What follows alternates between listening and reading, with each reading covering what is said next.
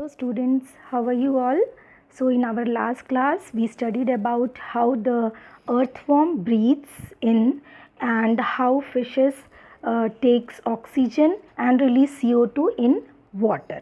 Today we will look into the respiration or breathing in insects. तो आज हम लोग इंसेक्ट्स में एक एग्जाम्पल लेते हैं कॉकरोच, जो बहुत ही कॉमन है, सबने देखा हुआ है. तो इंसेक्ट्स के बारे में हम पढ़ेंगे by taking cockroach as an example. Here you can see it has 2 antennas and 3 pair of legs. But what happens, how it breathes is, आप यहाँ पर स्लाइड में देख सकते हो, इसके दोनों साइड पे, बॉडी के दोनों साइड पे छोटे छोटे होल्स होते हैं और इन टाइनी होल्स को हम कहते हैं स्पाइरैकल्स. न्यू वर्ड है, फर्स्ट टाइम सुन रहे हैं, ध्यान से स्पेलिंग को भी ध्यान देंगे. बॉडी के दोनों साइड्स पर स्पाइरैकल्स होते हैं जिनसे ये सांस लेता है. It takes in oxygen. Okay, these spiracles, they open into very thin and fine tube like structures known as trachea. This is also a new word. Focus on the spelling. तो ये जो छोटे छोटे टाइनी ओपनिंग्स हैं वो trachea में open होते हैं, जो कि बहुत बारीक सी ट्यूब्स होती हैं, and it is spread in all over the body of this cockroach. You can see the network. it has spread from the head to the tail of the body.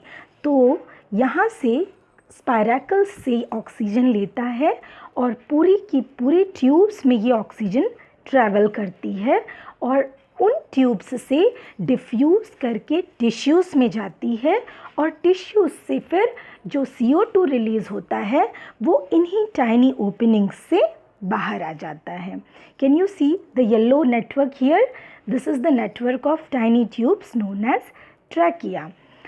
Now here in the slide you can see oxygen. I will tell you the pathway also. Oxygen from here, these oxygen molecules, they enter from here, the small openings, and it will travel through the trachea and then it will diffuse into the tissue of the body. From tissues it will go to each and every cell. हर cell के पास oxygen पहुंच जाएगी और cell ने जो CO2 produce किया हुआ है वो फिर डिफ्यूजन के ज़रिए इन टाइनी ट्यूब्स में आएगी और यहाँ से CO2 रिलीज़ हो जाएगी.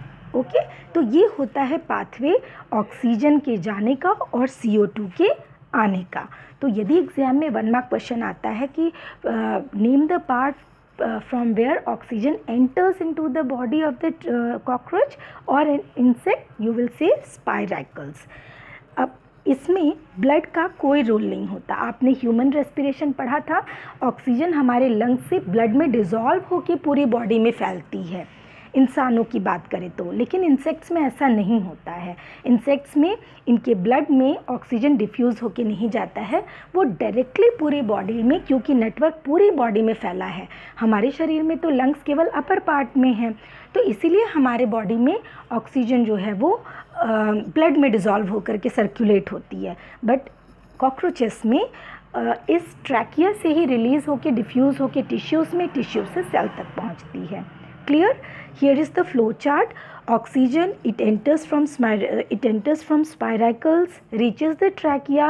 From there it diffuses into the tissue cells, and the cells which has produced CO2 will again enter the trachea, then leave out the body of cockroach through the spiracles. So that's all in today's video. Book में अच्छे से इसको revise करिएगा, read करिएगा. Okay, and if any doubt you can call me or WhatsApp me. Thank you students.